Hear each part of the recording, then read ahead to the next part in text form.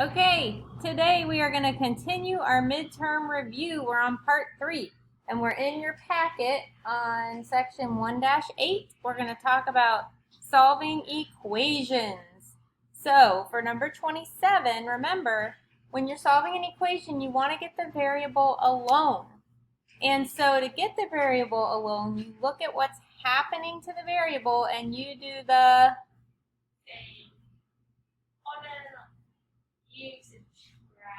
opposite. Good. So you look at what's happening and you do the opposite. So in 27, it's plus 3. So we are going to do what? Minus 3. And whatever I do to one side, yes, I have to do to the other. So write this down. Remember, copy everything that I write. Don't skip any parts of my work because my work is for you to make sure you know how to do it. So now we have x alone. And then we just subtract. What's 7 minus 3? 4. There you go.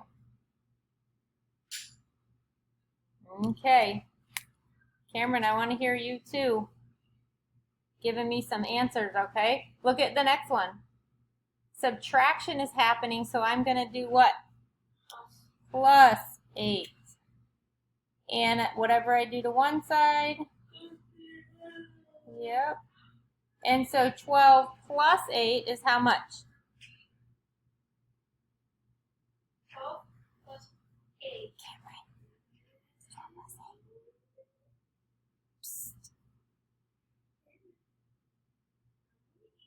Anybody? 12 plus 8? 12 plus 8 is 20. Okay, and then for 29, the variable's on the other side of the equal sign, but that's okay. Oh my goodness. What in the world? Sorry, that was weird. So the variable's on the other side of the equal sign, but we're still going to look at what is happening to the n. Tell me, girls. What is happening to the n? Oh, right. So what we do is, Addition is happening to the n. We have a plus 5, so we're going to do the opposite, which is minus 5. And whatever I do to one side, I have to do to the other. The 5's cancel out, and I get n alone. And then I just do 20 minus 5. What's 20 minus 5? Anybody? 20 minus 5 will be 15. Yes, good. 15 is correct. Okay. So for section 1-9, we are multiplying or dividing to solve equations. So again, we're going to look at what's happening to the variable, and we're going to do the opposite. So I see that 4 and C are written next to each other. When two things are written next to each other, what does that mean?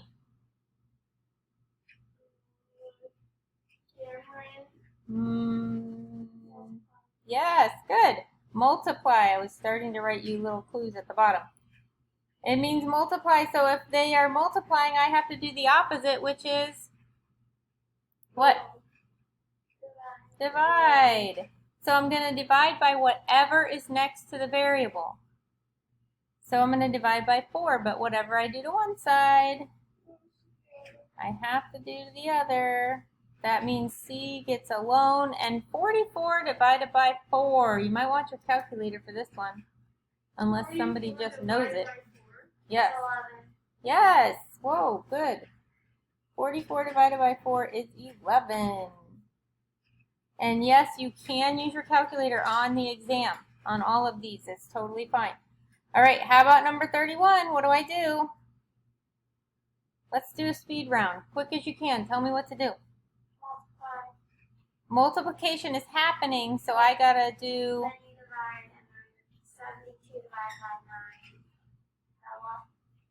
72 divided by 9.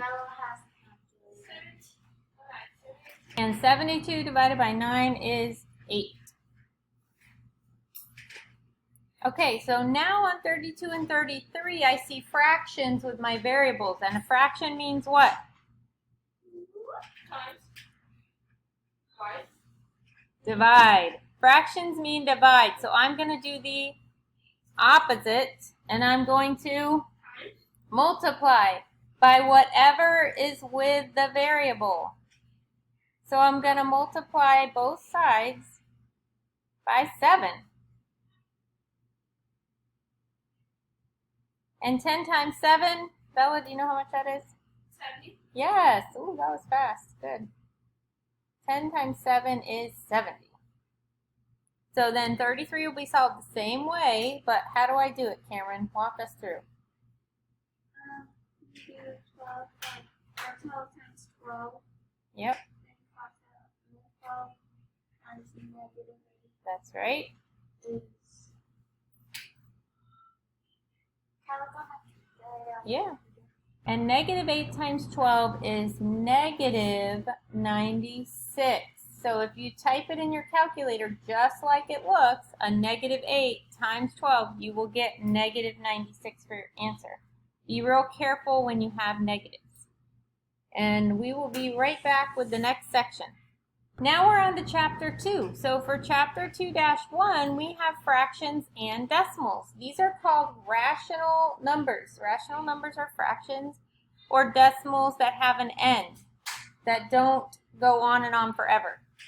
So in the first section, it says write the fractions as a decimal. How do we do that? Who remembers? Do we divide? Yes, divide, because a fraction means divide. And so if I want to write it as a decimal, I have to divide the top number by the bottom number. So what is that, Bella? Is it 1.5? No, it's not.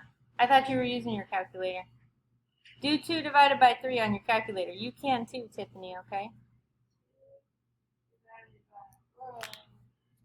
Oh yeah, It's a repeating decimal. What do I do to show that a decimal is repeating?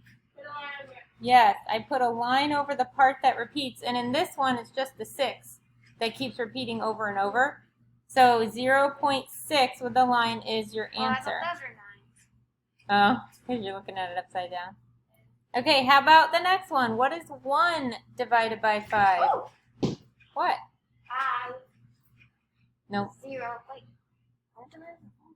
It's 1. 2. 2. 0.2 is 1 divided by 5. And the last one, I have to do something special first. I can't just divide it. What do I do? Cameron. I know it. Okay. We do 5 times 5, just Yes. 25. Good. I Plus do 3. 5 times 5 is 25, and then I add 3, which is 28. 28. And then Keep the bottom our number, what? 5. The And same. then you do 28 divided by 5. So now we divide 28 No, divided I'm by doing it. 5 is how much? 5.9. Nope. Or 6. 5.6. Bella, you already did the last one. Okay. The last one? What's the last So one? write all those Did down. number 6. Everything I write, you write, and I'll be right back. For the next section, it says write the decimal as a fraction. Remember, when we are writing decimals as fractions, we have 2 choices for our bottom number. We can put a 10 on the bottom. Well, we have more, but for 7th grade, we're only talking about 2. We can have a 10 on the bottom, or we can have a 100 on the bottom. Okay? And however many digits past the decimal, that's how many zeros you need to have on the bottom. So in number 37, how many digits past the decimal do we have? 1. Yes. So how many zeros do we have? 1. 1. So our bottom number is going to be a 10, and what goes on top? 6. Just the 6 without the decimal. Very good. Oh, can I do the next one? Yes. What's the next one? So there's 2 numbers past the decimal. Yep. So it's going to be 2 zeros. So it's going to be 100. That's right. And then Bella, take it from there. We will share the question. So she said there's 2. Okay. two digits. 39 Okay, No, there's no, two no, digits no. past Put 49 the on decimal, so we use 100 on the bottom, so we have 2 zeros, 2 digits, 2 zeros, and and put then 49 on the top. just write the number on top with no decimals, Alright, and that's it. Okay, well, the top number is going to be the A number. Yep. 75. Good, the And top then number is since 75. 75 has 2 digits in it, it's going to be 100, not 10.